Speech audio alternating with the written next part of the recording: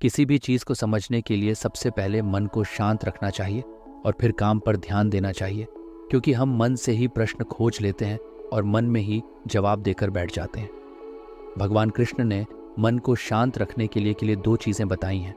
भगवत गीता में भगवान श्री कृष्ण कहते हैं, मन का बेचैन होना उसका स्वभाव है।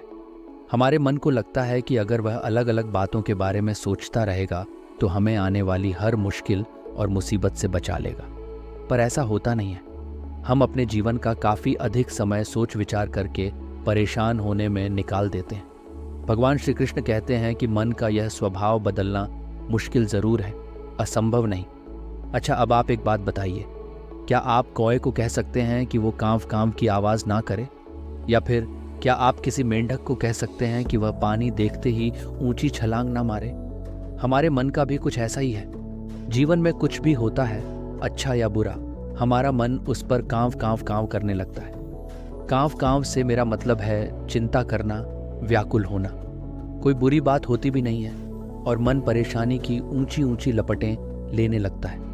कभी कभी तो मुझे ऐसा लगता है कि हम में से कई लोग सिर्फ परेशान होने के लिए जीते हैं। सारी परेशानी, पीड़ा, दुविधा अक्सर हमारी मन की बनाई हुई कहानियाँ होती हैं।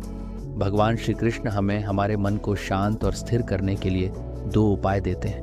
पहला, ध्यान लगाना या मेडिटेट करना। दूसरा, वैराग्य भाव सीखना। अब ध्यान या मेडिटेशन शब्द सुनते ही आप में से कई लोग कहेंगे कि आप आंख बंद कर सांसें अंदर बाहर नहीं ले सकते। यहाँ हम सब गलती कर बैठते हैं। मेडिटेशन या ध्यान का मतलब सिर्फ आंख बंद कर बैठना नहीं होता। मेडिटेशन का मतलब होता है अपना पूरा ध्यान किसी चीज़ पर लगाना और उसे हटने नहीं देना। अगर आप रोटी बना रहे हैं तो सिर्फ उस बात पर ध्यान दीजिए।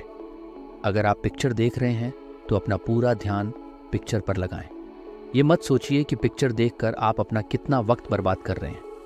जब आप जीवन के हर छोटे बड़े काम को पूरे ध्यान से करते हैं तो आपका जीवन ही एक मेडिटेशन बन जाता है। ऐसे जीवन में शांति, स्थिरता, साहस और सफलता का होना अनिवार्य है। वैराग्य भाव दूसरा उपाय। वैराग्य का अर्थ ये नहीं कि आप सब कुछ छोड़कर जंगल में जाकर बैठ जाएं। वैराग्य का सच्चा अर्थ है कि आप जो काम कर रहे हैं उसका क्या नतीजा या रिजल्ट निकलेगा उसकी चिंता ना करें।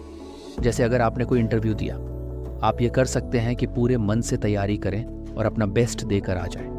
वह नौकरी मिलना या ना मिलना आपके हाथ में नहीं है।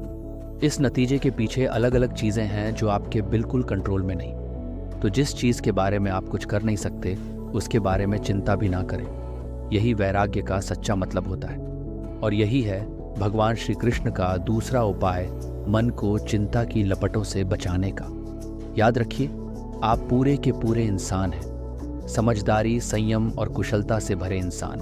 आपका मन जब भी कौए की तरह अलग अलग बातों पर आपको परेशान करने लगे, तब अपने मन को भी प्यार से समझाइए और शांत कर लीजिए। बस अपने ऊपर विश्वास रखिए कि आप कभी अपना बुरा नहीं होने देंगे।